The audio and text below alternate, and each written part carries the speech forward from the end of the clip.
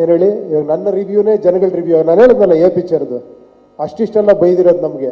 ನನಗೆ ಅನ್ನಿಸ್ತು ಯಾಕಾರ ಪಿಕ್ಚರ್ ಮಾಡೋಕೆ ಅಂತ. ನೀವು ನಂಬಲ್ಲ, ಈ ಮಾಸ್ ಜನಕ್ಕೆ ಪಿಕ್ಚರ್ ತೋರಿಸ್ರೆ ಕರೆಕ್ಟಾಗಿ ಹೇಳ್ಬಿಡ್ತಾರೆ ಅಂದ್ಬಿಟ್ಟು ನಾನು ಒಂದು 15-20 ಜನ ನನಗೆ ಗೊತ್ತಿಲ್ದೇನೆ, ಯಾರೋ ಆಟೋ ಡ್ರೈವರ್ಸು, ಒಂದಷ್ಟು ಜನ ವರ್ಕರ್ಸು, ಅವ್ರನ್ನ ಕರೆಸ್ಬಿಟ್ಟು ನಾನು ಕರೆದಿರೋದಲ್ಲ ನೀನೇ ತೋರಿಸು ಅಂತ ಪಿಕ್ಚರ್ ತೋರಿಸಿ ನನ್ನ ಫ್ರೆಂಡ್ ಒಬ್ಬನಿಗೆ ಅವನ ಹತ್ರ ಒಪಿನಿಯನ್ ಕೇಳಿದೆ.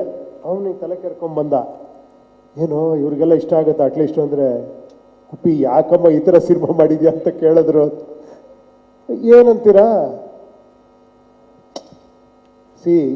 ಒಂದು ಹೇಳ ನಿಮಗೆ ಸತ್ಯ, ನನ್ನ ಪ್ರಕಾರ ಆಡಿಯನ್ಸ್ ಯಾವತ್ತೂ ತಪ್ಪೇ ಮಾಡಲ್ಲ. ನನ್ನ ಪ್ರಕಾರ ಅವರು ಯಾವತ್ತೂ ಅಲ್ಟಿಮೇಟ್ ಜಡ್ಜ್. ಅವ್ರ ಕಡೆಯಿಂದ ಬರೋ ಇದಿದೆಯಲ್ಲ 100% ಅದನ್ನು ನಾವು ಒಪ್ಕೊಳ್ಳೇಬೇಕು. ಏನು ಹೇಳಿ, ಅದೇ ಅಲ್ಟಿಮೇಟ್ ಶಾಶ್ವತ.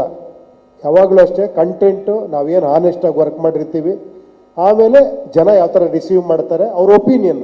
ಎಲ್ಲ ಟೈಮು ಎಲ್ಲರೂ ಸಕ್ಸಸ್ಫುಲ್ ಆಗೋಕ್ಕಾಗಲ್ಲ ಅಲ್ವಾ? ಆಗಕ್ಕಾಗತ್ತಾ? ಏಳು ಬೀಳು ಇರಲೇಬೇಕು ಜೀವನ ಅಂದರೆ. ಬಟ್ ಆ ಥರ, but always we should respect ನಮ್ಮ ಆಡಿಯನ್ಸ್ನ, ನಮ್ಮ ಪ್ರೇಕ್ಷಕ ಮಹಾಪ್ರಭು ನಾವು ಇದು ಮಾಡಲೇಬೇಕು. ಆ ಕಾನ್ಫಿಡೆನ್ಸಲ್ಲೇ ಸಿನಿಮಾ ಮಾಡಿದ್ದೀವಿ. ಅವ್ರು ಯಾರೋ ಹೇಳಿದ್ರು ಕನ್ಫ್ಯೂಸ್ ಮಾಡ್ತಾರೆ ಅಂತ. ಸತ್ಯ ಹೇಳ, ನಾನು ಎಷ್ಟು ಕನ್ವಿನ್ಸ್ ಮಾಡೋಕ್ಕೆ ಟ್ರೈ ಮಾಡ್ತೀನಿ ಅಂದರೆ ನೀವೇ ಶಾಕ್ ಆಗ್ಬಿಡ್ತೀರಾ. ನನ್ನ ಜೊತೆ ಒಂದು ಸಿನಿಮಾ ವರ್ಕ್ ಮಾಡಿ ಗೊತ್ತಾಗುತ್ತೆ, ಇದು ಅರ್ಥ ಆಗುತ್ತಾ, ಈ ಡೈಲಾಗ್ ಅರ್ಥ ಆಗುತ್ತಾ, ಈ ಶಾಟ್ ಅರ್ಥ ಆಗುತ್ತಾ, ಇದನ್ನೇ 100 ಸತಿ ಯೋಚನೆ ಮಾಡ್ತೀನಿ. ಅದ್ರ ಮೇಲೂ ಕನ್ಫ್ಯೂಸ್ ಆದರೆ ನಾನೇನು ಮಾಡೋಕ್ಕಾಗಲ್ಲ.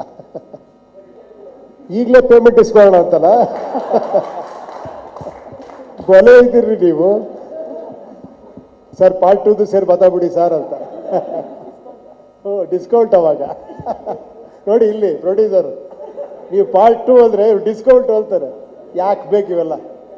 ನೀವು ಈ ಪಿಕ್ಚರ್ ನೋಡಿದ್ರ ಮೇಲೆ ಸೇರ್ತೀವಲ್ಲ ಸಕ್ಸಸ್ ಮೀಟ್ಗೆ, ಅವಾಗ ಮಾತಾಡೋಣ.